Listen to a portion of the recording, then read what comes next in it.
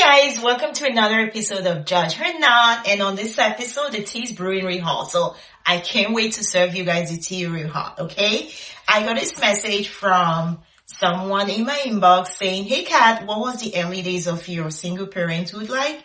What are some of the things that you experienced and what are the tips and advice you would give? I thought I was going to package this and bring it to you. So I called it Journey to Single Parenthood 101. And if you're going to be clicking on this video and watching for the next 15 to 20 minutes, I suggest you grab your popcorn and your favorite drink because it's going to be some long talk and some real talk, okay? As always, this is a safe platform of zero judgment and 100% support as a community of parents who continue to raise healthy and emotionally resilient children. And if this is your first time, click and subscribe for more videos. So welcome to Judge Another, and I'm Kat as always. This episode is called Journey to Single Parenthood 101, okay? I spent the last 3 to 5 years of my life scrambling and trying to wrap my head around my new journey and my new life. And it wasn't easy trying to figure out some of these things. There were some things I figured in the hard way after scrambling for so long. And I decided I am going to bring it to you guys on a platter of gold. So you don't have to go through the hell that I went through trying to scramble and figuring these things out on my own. So again, if you're still working through things in your marriage, I hope you're able to use this episode and learn from other people's experience to be able to strengthen your marriage while you still can. And if not, if you're on your journey to single parenthood, this is a safe platform where we can express ourselves freely and we continue to learn how to effectively co-parent. So on this episode, I'm going to be touching on 10 points, and I'm pretty sure you've heard this from different platforms in different shape or form, but I'm going to be bringing the practicality to some of these points that I'm going to give to you, and also sharing from my own experience. I hope you're able to learn from this either way, and I hope you're able to take some of these points and apply it and start looking forward. As a disclaimer, I am not a therapist, I am not a lawyer, and I am not a relationship expert, but I am telling the story from my own experience and hoping that everyone out there is going to learn a thing or two, because it's always best to learn from people's experience and not learn in a hard way. Okay, so first off, this episode is with the assumption that you chose and you made that decision to walk out of your toxic relationship by yourself, okay? The reason I say this is a lot of the time when people are in a relationship, family members and friends might tell you this person is not good for you, but not until that person actually makes the decision to call it. A lot of the time I find that it's temporary. It's back and forth. They leave, they go back, they leave, they go back, and it's like that. And report has it that on the average, people make 5 to 7 attempts before they eventually leave a toxic relationship. Yes. I'm as surprised as you are. Why does it take people 5 to 7 times? Yes, it takes people that long because a lot of the time people get so deep in these things and they keep rationalizing and making excuses for the person. And sometimes it gets complicated with kids and all of that. Sometimes it might just be an issue with self-worth and self-respect that the person is lacking majorly. A lot of the time that is probably hidden in the corner somewhere and probably one of the fundamental issues, okay? So we're assuming that you have stepped out of your toxic relationship and that you have made that decision of not going back. If that is not the case for you and you're still rationalizing whether you should go back or not, then this video is not for you, okay? So number one point that I'm gonna say is be kind to yourself. Allow yourself to feel all the feelings because you're human, okay? You're going to see things on social media and different platforms. They're going to tell you it takes this amount of time. I don't think anybody can tell you precisely how long it's going to take you to heal from this. But you're going to have to be kind to yourself. Cry if you would. Break down if you would. Take the time off. Go for therapy. Whatever works for you to help you through that process of healing. It might be long, it might be short. Everyone is different. And I'm also going to say be very respectful of how long it takes your ex-partner, because in all honesty, everybody deals with hurt differently, okay? Whether you call it, whether they call it, sometimes you might even call it and it could take you longer. Because truth be told, you're probably married to this person for a decade or two, and now you're walking out of this marriage. A lot of the time, people go into it in good faith, okay? hoping everything works out, and until it doesn't. And then they find themselves in the mess, and the environment is not safe anymore, and they want to get out of it. And it's fine, okay? It is fine as long as people are healthy and they're raising healthy children. And that is exactly what this platform is all about. So be kind to each other, allow each other the amount of time that is needed to heal, to go through the different phases, anger, bitterness, depression, whatever the case might be, but be kind to yourself. The next point, point number 2, is love the hell out of yourself. And I am emphasizing this because a lot of the time, like I said, when you find yourself in a toxic relationship that you stayed in for a long time, chances are you're probably dealing with some issues that are deeper than the relationship itself. Perhaps there is some issues of lack of self-worth, lack of self-respect that you probably have to start unlearning and start learning to love yourself. Okay, so that's the number 1 thing. And every other point that I'm going to be talking about follows this point really closely, because without loving yourself, there's no healing and moving forward. You're still going to find yourself in this deep mess for a longest time. And this is also why sometimes people go back.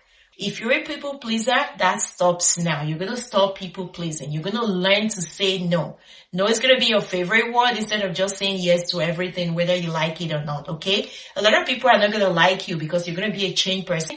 You're learning to say no more, and you're choosing yourself and putting your interest above other people's interests. It might come out brash and it might come out selfish, and so people will be like, oh wow, you're teaching people to be selfish. An average human being is selfish, okay? Nobody's going to choose you over themselves, and you're going to have to learn to do that. If you're not used to doing that, which perhaps maybe made you find yourself in a messed up relationship in the first place, this is your chance to start doing that. When you get well, it's going to cascade to the children. The chicken came before the egg. So you have to focus on yourself first and make sure you are okay, and everything is going to flow to the children. So you don't worry about the children. That is given. If you're fine, if the parents are fine, the kids are going to be happy. Trust me.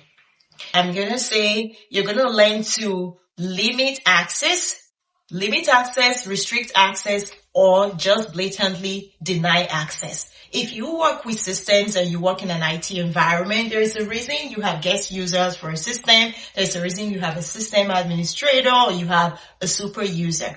Now, you're not going to give a super user access to somebody who is just a guest. The same thing applies to your life. You are the system administrator of your life, and you get to decide who stays and who doesn't. And at this very point, more so, when you are in that early stage of no contact, this is the point where you get to deny some people outrightly. Deny them access to your life. You have no business still playing house with your ex and texting back and forth. Like I said at the beginning, unless of course you're planning to go back. If you're not planning to go back and you know you're out for good, you have no business texting back and forth. You're gonna block everybody possible at the initial stage. And perhaps you're wondering, if I block him, how do we co-parent? You can email, he can send you courier, he can send you a mail, send it by dinosaur, I don't care. But it's definitely not texting. He's not your friend, she's not your friend. So at this point, you're not texting back and forth because you're going through that process of healing, and everything and anything that is going to remind you of constantly going back to this situation or going back to that relationship, you're going to cut off. And that includes mutual friends, includes in-laws, it includes activities that you guys do together, okay? So if you guys used to go golfing together, I don't care. At this point, you don't golf anymore. If you're gonna golf, you're gonna find a different golf mates or friends that you're gonna be going golfing with or skiing, whatever the case may be. There is I don't care where it's 7 billion people in the world, okay? Anybody else but your ex or your ex's mutual friend. You'll find yourself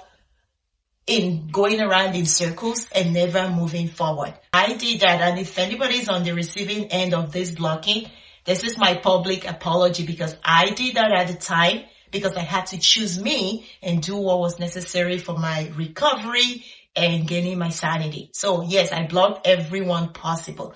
And I'm saying it doesn't matter if the person is your dad. Anybody that is going to make you keep going back to this, having this conversation or trying to work out some form of reconciliation when you know this is not a situation you want to be in, you're going to block them.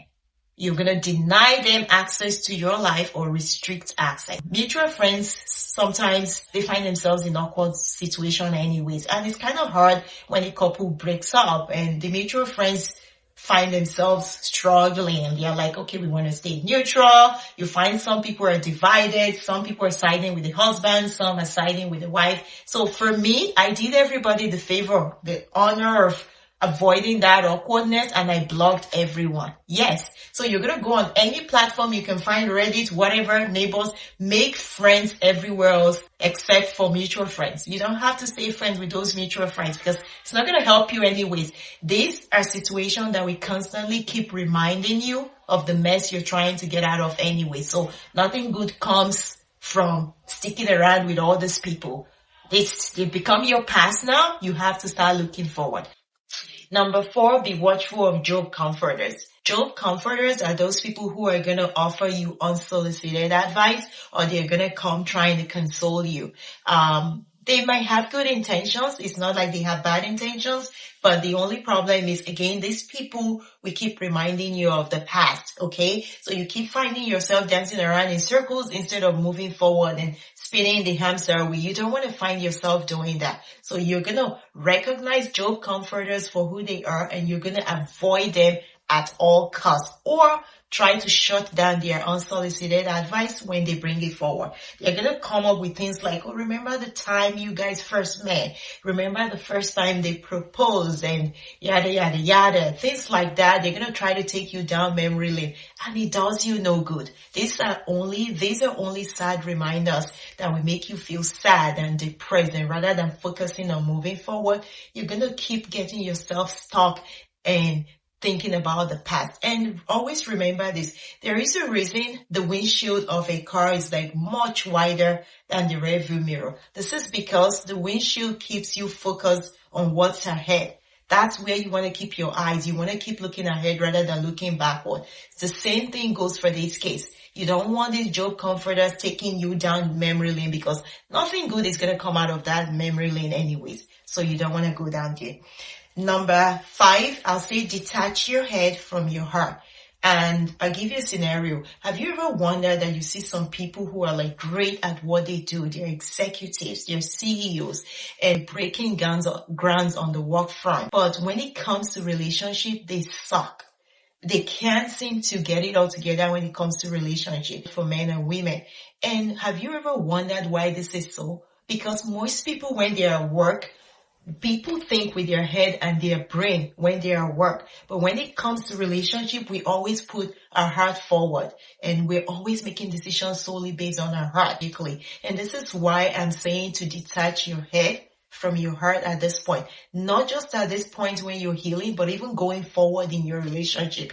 A lot of the times people think they're so sentimental and they're so focused on sentiments when it comes to relationship that we're not thinking straight. So in this case, you're going to be very logical and you're going to be thinking straight. When you detach your heart from your head, it's the only way you can recognize job comforters for who they are. It's the only way you can recognize unsolicited advice that is not in your favor and stand your ground and say, I am not taking this advice. I am doing what works for me. And you're going to shut it down and not let it continue to develop.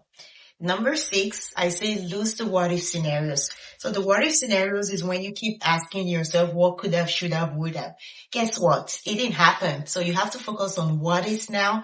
And what it is now is you are a single dad or you're a single mom. And you have to embrace that and start looking forward and stop wondering what could have happened. To focus on what is ahead and stop looking back at what is in the past. So don't look at the what if, but focus on what it is now and start structuring your life towards what you want it to become, because now it's just you. And maybe in the past your ex paid bills, maybe you don't even know how to pay your mortgage, maybe they used to fill your car and you don't even know how to put gas in your car. So many things. Trust me, these things happen because chances are you've been in partnership with this person for like a decade or more. So you've done a lot of things together. Maybe you even have joint accounts and you don't even know how to do some things on your own.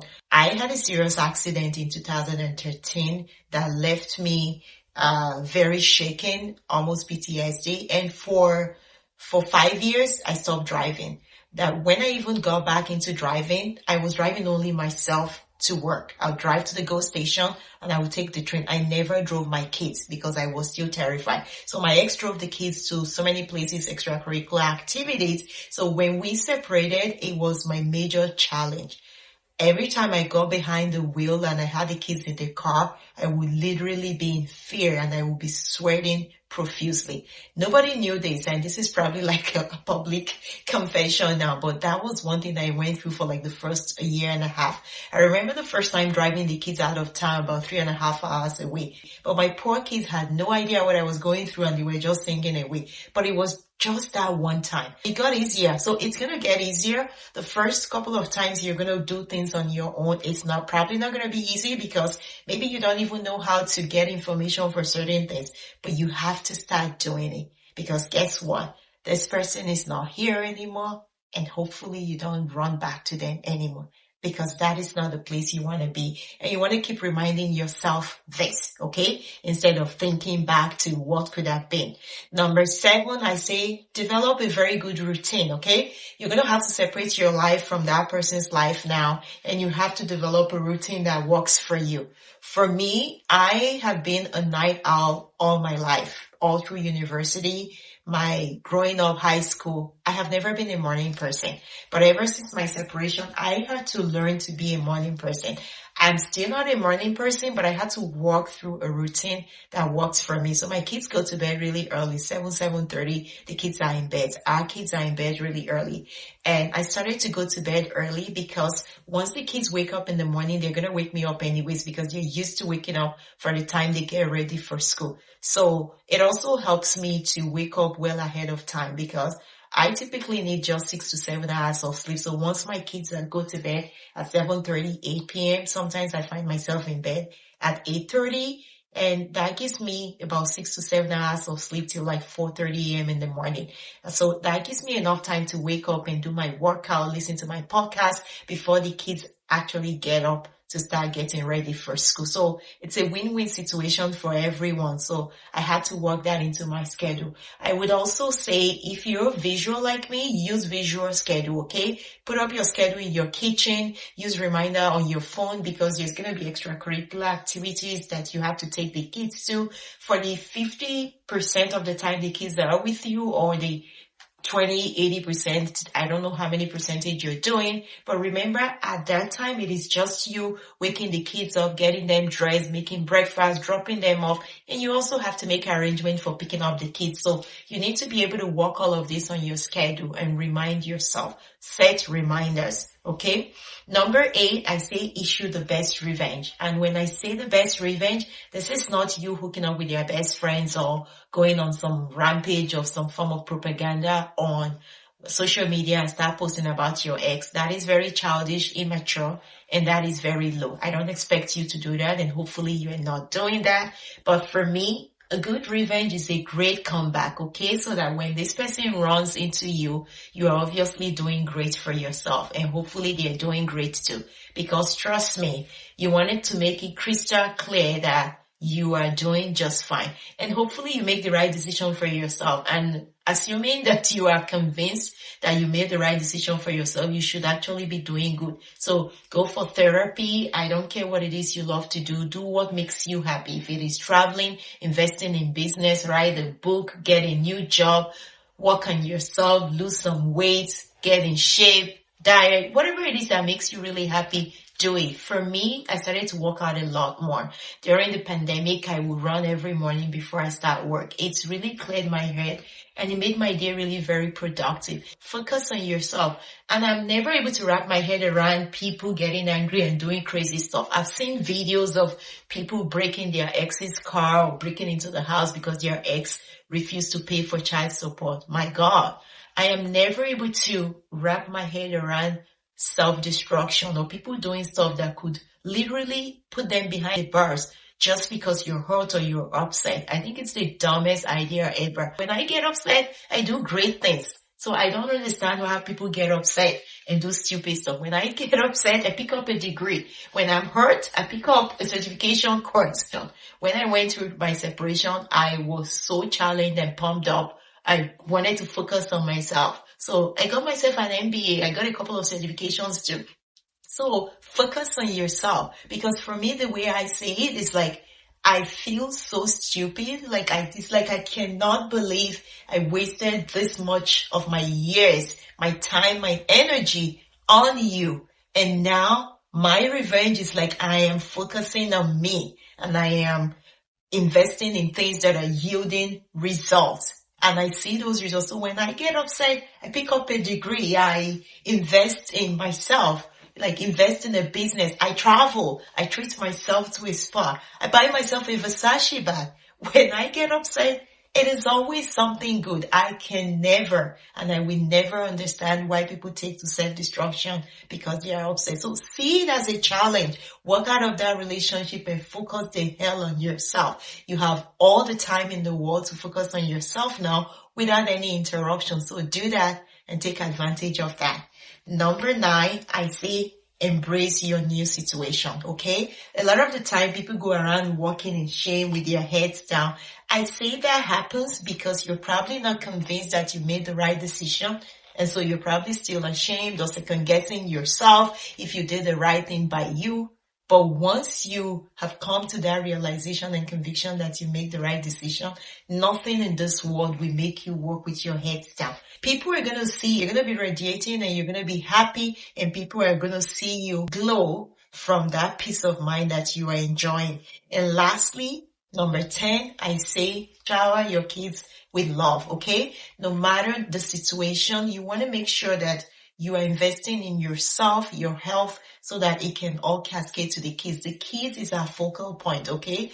That is the point of this platform. We want to make sure we're raising happy and emotionally resilient kids. And how do you shower the kids with love? Show them, tell them at every given opportunity that you love them. Daddy and mommy love them. Daddy and mommy are proud of them. And don't be that parent that is painting the other parents black, because you're not going to make it easy for the kids. You can remind your ex about milestones about the kids so that you're all showing up for the kids the way you should. To me, all that matters is showing the kids love, and it doesn't really matter, okay? It doesn't matter whether you're doing it from one household or from 2 different households. If you can do it from one household, great. And if you're doing it from different households, you can still do it and make the kids happy, and everybody can be sane and healthy. I hope you found this episode really helpful, and until my next episode, stay safe and stay sane. Ciao.